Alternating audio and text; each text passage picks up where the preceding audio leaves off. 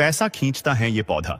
इस वीडियो में हम चर्चा करेंगे एक ऐसे पौधे की जो देखने में भले ही साधारण लगे, लेकिन इसके गुण अत्यंत अद्भुत और आयुर्वेदिक महत्व से भरे हुए हैं।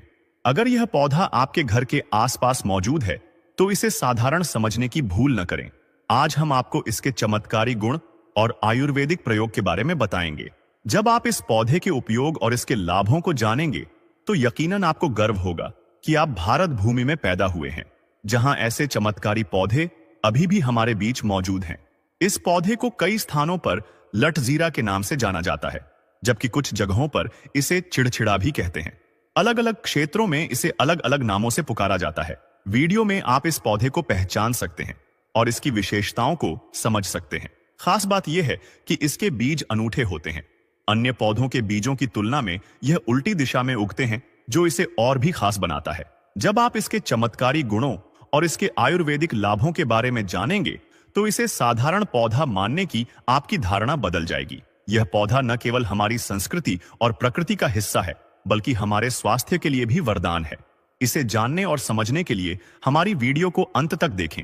यह निकले की तरफ होता है, यह उल्टा होता है, इसलिए इसे अपामार्ग बोला जाता है। यह अपामार्ग विद्या में बहुत इसका प्रयोग होता है। कभी इसके बारे में मैं जानकारी बताऊंगा तो क्यों यह हमारे लिए कीमती है, क्यों यह आज साधारण है। ले इस वीडियो में जानते हैं सर्वप्रथम इसका जो मैं आयुर्वेदिक प्रयोग बताऊंगा। शायद यह प्रयोग जानने के बाद कल से आप इनका प्रयोग करना शुरू कर देंगे। साथ ही साथ इसका मैं आप लोगों को वनस्पति प्रयोग के साथ साथ इसका जबरदस्त चमत्कारी एवं तांत्रिक प्रयोग भी बताऊंगा। तांत्रिक प्रयोग का मतलब है इसका आप जो जीवन में प्रयोग करके बहुत सारे अपने समस्याओं को दूर कर सकते हैं।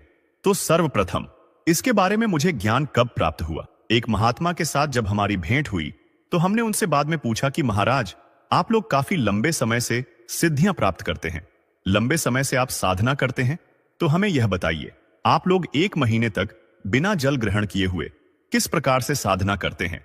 तो उसे संत महात्मा ने हमें स्वयं ही बताया कि जो चिड़चिड़ा नाम का पौधा होता है, जिससे आप लोग अपामार्ग के नाम से जानते हैं या फिर इसके कई प्रकार के नाम होते हैं, तो उस हमें बताएं कि हम उनके बीज का ध्यान से सुना। आज भी जंगल में महात्मा जितने भी लोग हैं, संत महात्मा जंगल में रहने वाले जो कि साधना करते हैं, वह लोग इसके बीज की थी। तो उसने हमें बताया कि उनके बीज हादी बनाया जाता है और उनके 2 चम्मच खिचड़ी खाना होता है। अगर आप उनके बीज का खिचड़ी बना करके 2 चम्मच खा लेते हैं तो आपको 1 महीने तक भूख और प्यास नहीं लगती है। तो संत ने हमें बताया कि 1 महीने तक हमें भूख और प्यास नहीं लगती। फिर हम लंबे समय तक जब साधना करते हैं, हमारे धर्मशास्त्रों में यह भी कहा जाता है, आर के पौधे के जड़ में मां गंगा का वास होता है। जी हां, बिल्कुल ही मां गंगा